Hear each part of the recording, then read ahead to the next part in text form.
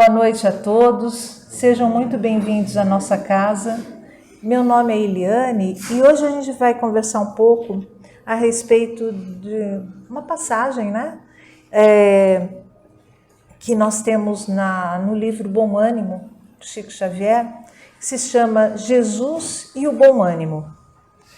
Então, no Evangelho, onde está o capítulo 16 de João, versículo 33, ele diz o seguinte, Jesus nos traz o seguinte ensinamento: nesse mundo vocês terão aflições, contudo tenham ânimo, eu venci o mundo.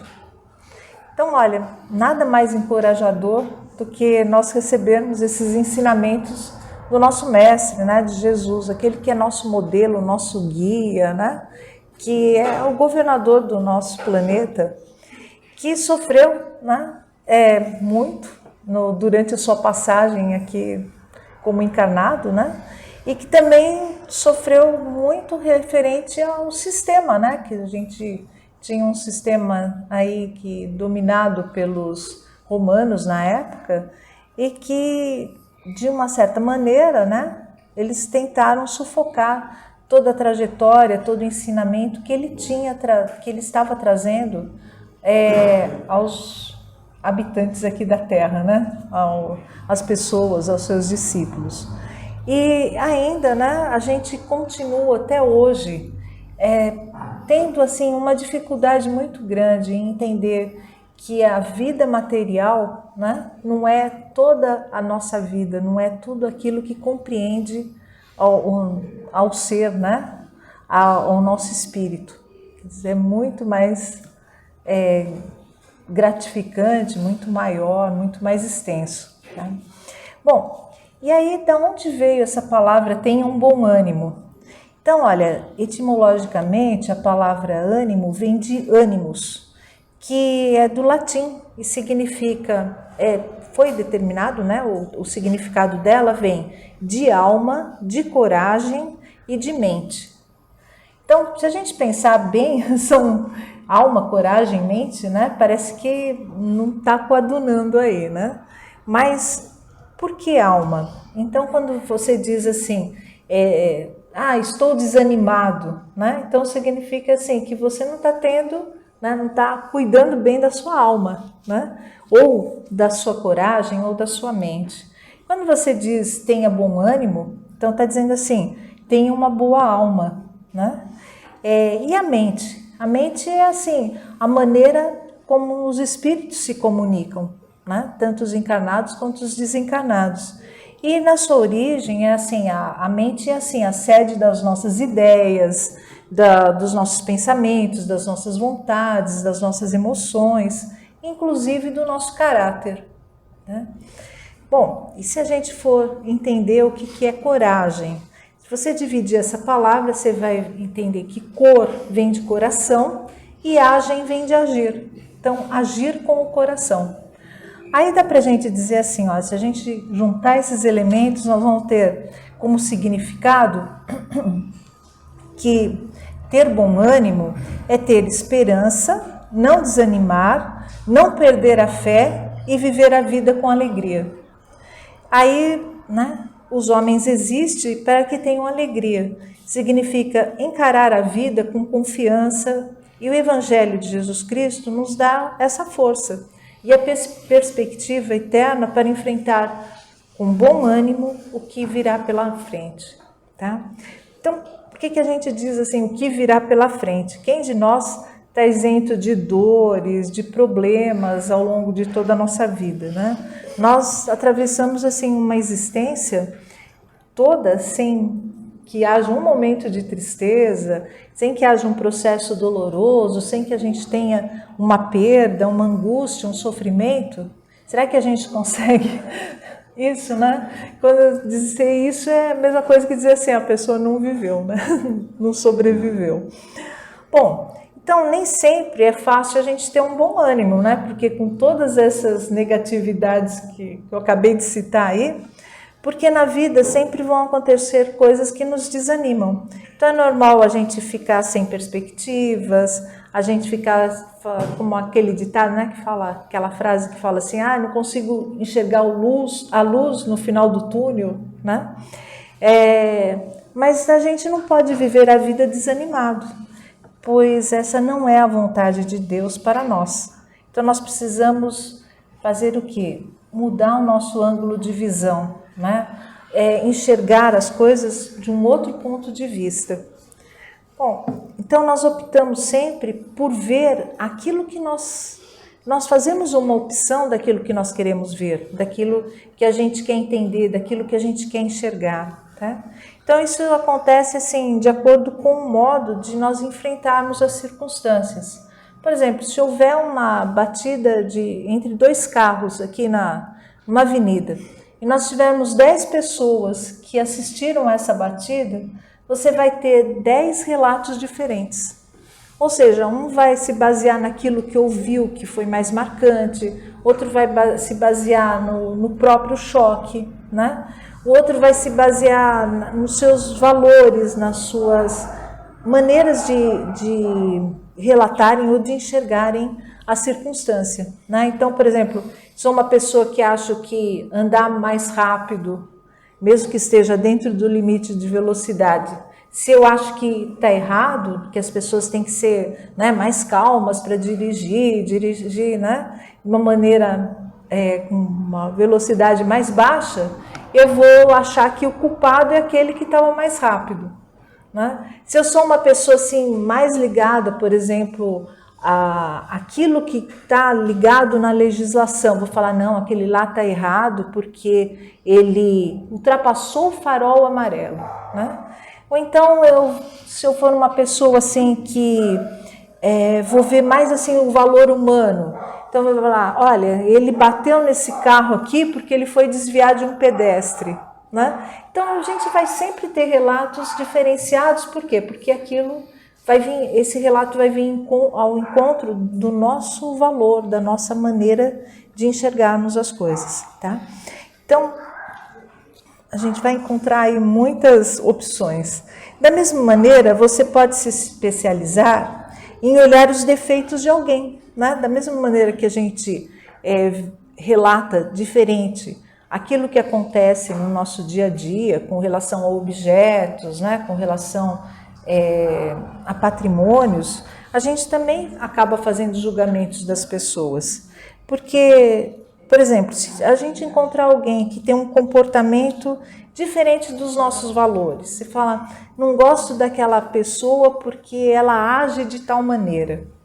Então, quando você já determina que ficou descontente com a maneira como na qual a pessoa está agindo, você vai procurar o quê? Sempre elementos negativos para somar, né, aquela circunstância, quer dizer, para somar ao fato de você gostar ou não de uma pessoa, tá? Então a gente vai somando tal, né, até que chega num ponto que você diz assim, olha, né, eu acho que essa pessoa não tem nada de bom, não tem nada a acrescentar, tá? Então muitas vezes você também é alguém que você se sentiu agredido ou que você se sentiu humilhado por essa pessoa, e aí você acaba dando mais ênfase às suas convicções. Tá vendo? Eu não gostava daquela pessoa, né? Justamente porque tinha uma situação, que tinha alguma coisa que eu sabia que ela não respeitava outras pessoas ou o ser humano. Hoje usa aquele termo assim, tá cancelado, né? Não é verdade?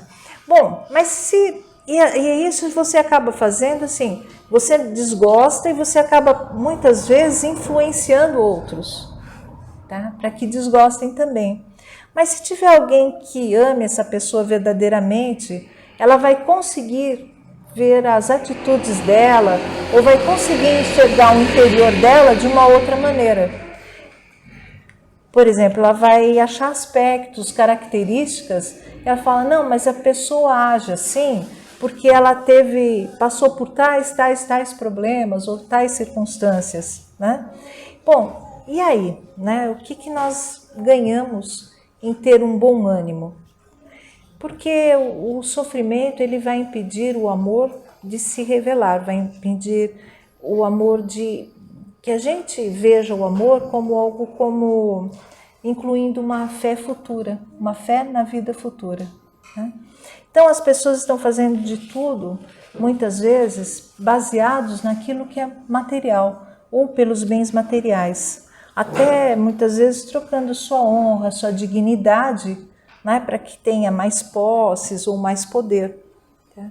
Então, quer dizer, não custa nada, né? Às vezes, também só uma coisinha, né? Então, às vezes a gente vai se desviando daquele bom ânimo, daquele bom caminho, justamente porque acha que é muito pouco, porque, sabe, não tem nada a ver, né?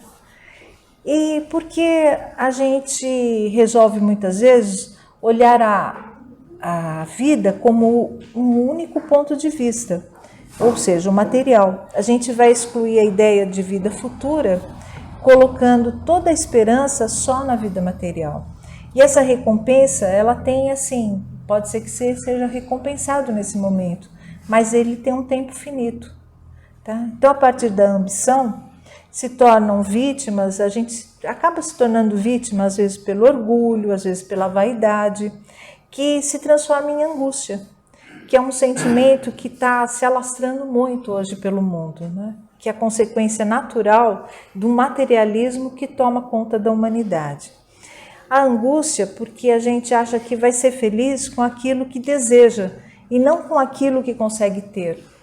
Por exemplo, um ser amado, uma injustiça que lhe foi cometida, a angústia por uma falta de material, uma angústia por um dissabor no trabalho, angústia pela vida. E assim a gente vai utilizando essa metáfora, né? Milhões de criaturas vivem hoje como se fossem bebês com seus brinquedos. Tá? Então a gente acha que pode disponibilizar da vida da pessoa, né? Então, ou da própria vida. Tá? Então, assim, eu não tenho o que eu quero, então, né? Não vai ser ou é do meu jeito ou não é do meu jeito, né? Aí até tem uma palestra do Haroldo Dutra, quando ele trata desse tema, e ele fala assim, é como se a gente dissesse assim, quer dizer, Deus tem aí, né? Milhares de planetas, né? Tem milhares de galáxias, né? E aí tem um ser humano lá no planeta Terra que fala para ele assim, não, olha, acho que você não está sabendo muito bem como é que coordena, né? Então deixa eu fazer aqui que eu já sei como é que faz, né? Então a gente acaba encontrando, infelizmente, alguns casos muito tristes, de suicídio, de homicídio, feminicídio, né? Porque eu quero ter aquilo que eu quero, não é? Quer dizer, assim, desrespeitando o outro ser humano, desrespeitando muitas vezes a si mesmo, né? Bom, como eu disse, né, lá no livro Boas Novas, tem a história de Bartolomeu, que era uma daquelas pessoas que estavam assim, sempre tristes, inconformado com a sua situação de pobreza, com as pessoas, ele era inconformado com a situação dele e era inconformado porque os outros tinham mais que ele, tá? E o desejo dele era sempre alcançar a prosperidade. Então, numa visão comparativa, né, parece assim aquele espírito que teve muito, que recebeu muito em vidas passadas, e aí chegou nessa vida, parece que não tinha nada mais a receber, né? Então, já gastou os recursos antes. Então, olha, ele não consegue se relacionar nem com a família, nem com amigos, não consegue a simpatia nem daquelas pessoas, que ele era um pescador, nem das pessoas que vinham comprar o peixe dele, né? Então ele está assim, sempre de baixo astral, vamos dizer assim, né? Até que ele encontra com Jesus e ele... Jesus ouve todo o relato dele e tudo mais, né? E aí Jesus diz assim, olha, faz bem em manter sua esperança em meio aos novos ensinamentos, ânimo no espírito dos meus discípulos. Se já tive oportunidade de ensinar que o meu reino ainda não é desse mundo, isso não quer dizer que eu menospreze o trabalho, né? De estendê-lo um dia aos corações dos que habitam aqui o nosso planeta Terra. Aí Jesus diz assim: achas que por acaso eu teria vindo a este mundo sem uma certeza confortadora? Né? Quer dizer, é o questionamento de Jesus. Quer dizer, você acha que eu ia sair, né? Lá, né? Um espírito superior, um espírito angélico, né? Você acha que eu vou sair de lá onde eu estava para vir aqui no planeta Terra e não trazer uma boa nova, né? Ou não transformar essa terra em paraíso? Quer dizer, quanto que eu dependo que vocês entendam isso, tá? Bom, aí o evangelho tem que florescer primeiro na alma das criaturas, antes de frutificar nos espíritos dos povos. O que ele quis dizer com isso? Quis dizer justamente o seguinte: que você quer uma mudança, que você quer uma melhoria no mundo, comece por você. Quer dizer, o que você está fazendo para que você tenha essa melhoria, para que você tenha essa condição de melhoria, tá? Então, antes que se espalhe por toda uma nação, por todo um povo, por toda uma humanidade, né? A gente precisa que comece por nós, precisa começar por alguém, tá? E da mesma maneira, né, que a gente consegue influenciar negativamente quando você não tá descontente com alguém, você pode influenciar positivamente com bom ânimo quando você resolve aplicar essa mudança, tá? Tem uma filósofa, né, a professora Lúcia Galvão, e ela explica muito com relação a teoria de impacto, que é uma teoria oriental, e ela trabalha em cima de contrastes, né? Então são os extremos, são as polaridades. Por exemplo, a vida e a morte, o claro e o escuro, né? O branco e o preto, quer dizer assim, tudo aquilo que é polaridade. E aí a gente, o silêncio, o som, por exemplo, né?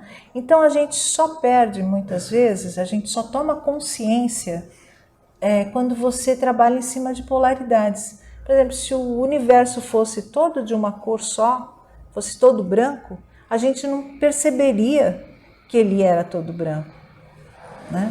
Por quê? Porque não tinha um contraste ali.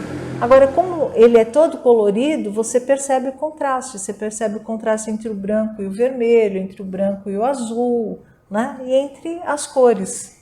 Tá certo? Então, o que acontece é quando a nossa mente toma consciência dessas polaridades. Bom, e uma polaridade seria o quê? Alegria e tristeza, né? Seria o ânimo e o desânimo. Então, olha, desde a época antiga, dos egípcios, dos gregos, eles expõem dessa maneira: a evolução do homem é comparada ao seu nível vibratório. Então, sendo que a vibração mais densa do universo é a vibração física, que é aquela mais pesada, mais lenta, né? Justamente por ser densa. E quando você acelera, você consegue entrar num plano de energia, que hoje é cientificamente comprovado que o átomo, às vezes, ele é uma partícula, por ser uma frequência, né? E às vezes ele é energia, tá? Então, às vezes ele é onda e às vezes ele é matéria. Então, se você acelerar, né? Ou seja, se você acelerar esse nível vibratório, o que vai acontecer? Você vai conseguir sair da matéria e ir para as emoções. Se você conseguir acelerar mais ainda, né? Ficar menos denso, tá? Você vai entrar naquilo que a gente chama de plano da mente, né? E se você acelerar mais ainda, você vai chegar no plano dos sonhos e posteriormente no plano espiritual, né? Até que a gente consiga entender o plano divino, tá? Por quê? Porque nada no universo está parado, tudo está sempre se movendo, tudo está sempre vibrando. Então, quando você vibra pelo amor, quando você vibra pela saúde, quando você vibra pelos espíritos encarnados ou desencarnados, você está aumentando o seu padrão vibratório, você está trazendo um benefício para as pessoas. Então, olha, uma parte que é aquela, né, que a gente reconhece, a outra outra não significa que ela deixou de existir. Então, o que acontece? Por ser mais denso o plano físico, né, a gente consegue ver melhor, tá? E por ser mais etéreo, né, a gente tem mais dificuldade em ver o plano espiritual. Mas por que não significa assim que quando um surge o outro, quer dizer, quando você não consegue ver assim com tanta clareza, não significa que ele não exista. É como o som, né? Ou como a luz. Você consegue ver quando está mais próximo de você. Aí, conforme vai se distanciando, né, você tem mais dificuldades em vê-la, tá? Então, como a gente tem assim limitações físicas, né? Entre a alegria e a tristeza, não significa que uma é superior à outra. Tudo vai depender da maneira com a qual você está vibrando. Então, se você vibrar mais intensamente pela alegria, pelo bom ânimo, né? Você vai conseguir subir um patamar, né? E assim por diante, tá? Agora, se você deixar no mesmo nível, o mesmo nível seria o quê? Se eu me baseio somente naquilo que as pessoas me trazem. Então, um dia a pessoa fala, nossa, como você está bem, está vibrante, né? Está alegre, está bonito. Nossa, né? Daí você fala, oh, tô bem, né? Aí, no dia seguinte, você encontra alguém que fala, olha, nossa, você está passando por algum problema, alguma dificuldade? Porque parece que tá, né? Tô sentindo que, né, você tá com uma baixa energia aí, né? Então aí a gente já entra nesse patamar. Quer dizer, quando você começa a se basear somente no externo e deixa de entender aquilo que você pode evoluir internamente, que é como você atinge, né, mais um degrau na sua vida, então é como a gente acaba trabalhando nessa situação. Então, quer dizer assim, quando que eu vou mudar de degrau, quando que eu vou melhorar, quando eu vou deixar de me influenciar, né, somente pelo cotidiano, pelo alheio. Bom, quer dizer, alguém me trouxe uma informação, eu posso falar, oh, legal, né? E aí, como é que eu posso agir? O que você me recomenda? Tem alguma sugestão? Né? Quer dizer assim, você está buscando a melhoria. Quando não, né? Aí a gente já está assim, né? Não está querendo se envolver. Você só baixa o seu padrão vibratório e entra naquela energia do desânimo. Então, olha, como a lei divina ela é sempre de progresso e melhoria, mesmo para aquelas pessoas que tropeçam nas oportunidades, né? Ou então aquelas pessoas que deixam de lado, são mais teimosas, não estão muito acreditando, a gente tem sempre novas oportunidades de aprendizado e de evolução. Assim, as aflições do mundo são oportunidades de resgate e aprendizado.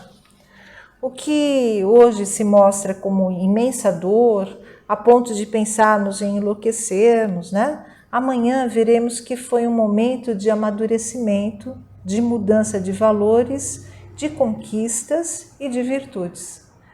Bom, e para finalizar, eu achei uma citação hoje do Chico Xavier que eu achei bem legal. E ela diz assim, olha, lave os pratos sempre sorrindo, porque se eles estavam sujos, é porque você tinha algo para comer. Né? Por isso, o conselho de Jesus, tenha bom ânimo, fé e coragem. E assim como ele, também nós poderemos vencer o mundo. Muito obrigada.